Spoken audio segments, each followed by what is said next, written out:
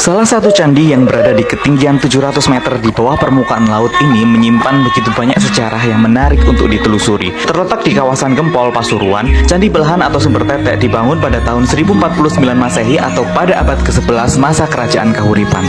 Kedua candi ini dibangun oleh Raja Airlangga untuk lokasi mandi permaisurinya. Terdapat kolam yang memiliki patung Dewi Laksmi dan Dewi Sri yang diukir dengan menggunakan batu andesit serta mengalirnya sumber air melalui payudara patung tersebut. Candi tersebut terbuat dari batu merah dan terukir relief yang eksotik dan menggambarkan pesan-pesan moral. Terdapat juga larangan mandi pada kolam Candi Belahan bagi wanita yang sedang berhalangan karena dipercaya dapat memberikan kesialan. Hal itu pernah terjadi saat satu keluarga datang berkunjung ke candi ini. Salah satu juru kunci menuturkan saat itu ada seorang gadis perempuan masuk ke kolam tersebut dalam keadaan datang bulan. Tiba-tiba ia kerasukan suara perempuan. Bagi warga sekitar, air yang keluar dari patung ini dipakai untuk kebutuhan sehari-hari.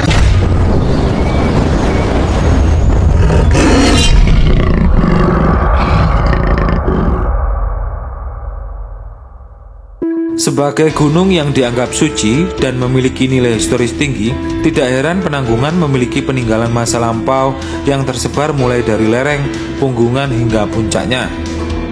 Gunung yang memiliki nama kuno Pawitra ini, sebaran situs kepurbakalaannya meliputi candi, gua pertapaan, altar pemujaan hingga petirtaan yang tercatat sampai pada tahun 2017 saja jumlahnya mencapai kurang lebih 198 situs yang ditemukan. Ya, benar sekali, Candi Belahan. Candi yang berada di lereng sebelah timur Gunung Penanggungan ini adalah merupakan bangunan petirtaan yang konon dibangun pada masa kejayaan Raja Airlangga pada abad ke-11 sekitar tahun 931 Saka atau 1009 Masehi, sesuai yang tercatat pada kronogram yang terletak di samping petirtaan. Namun, menurut pendapat saya, usia situs Candi Belahan ini bisa saja kemungkinannya jauh melampaui masa di mana Raja Airlangga berkuasa.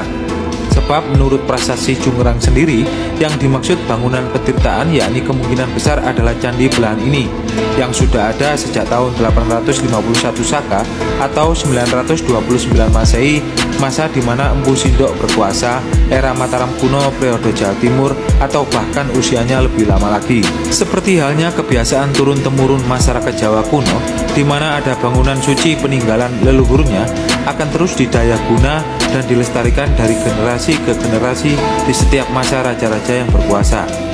Seperti pada manuskrip Negara Kertagama yang ditulis oleh Empu Prapanca pada tahun 1365 Masehi, diceritakan bahwa masyarakat setempat menyambut kedatangan Raja Majapahit yaitu Hayam Wuruk ketika mengunjungi petirtaan tersebut. Maka akan menjadi hal yang mungkin saja terjadi perubahan gaya arsitektur, fungsi hingga material penunjang pada situs peninggalan leluhur.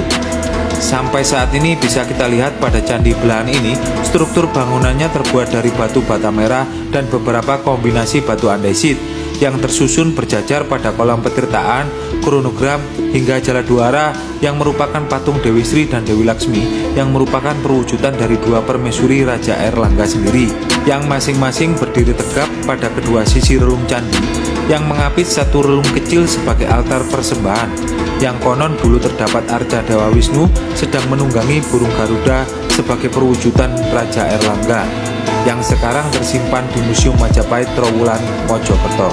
Terlepas Candi Belahan sebagai situs peninggalan purbakala yang kerap menjadi ajang begitu banyak interpretasi para ahli, kebermanfaatan atas keberadaannya lah yang dianggap lebih penting bagi masyarakat.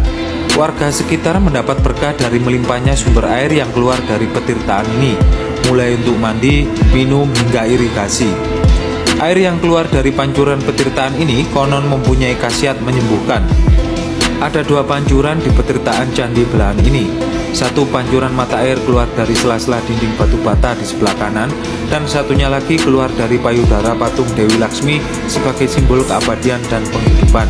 Situs petirtaan yang berada di Dusun Belahan Jowo, Desa Wonosunyo, Kecamatan Gempol, Kabupaten Pasuruan ini seolah tersembunyi di antara rimbunan pepohonan sehingga memunculkan kesan asri dan alami. Saya sendiri betah berlama-lama di sini.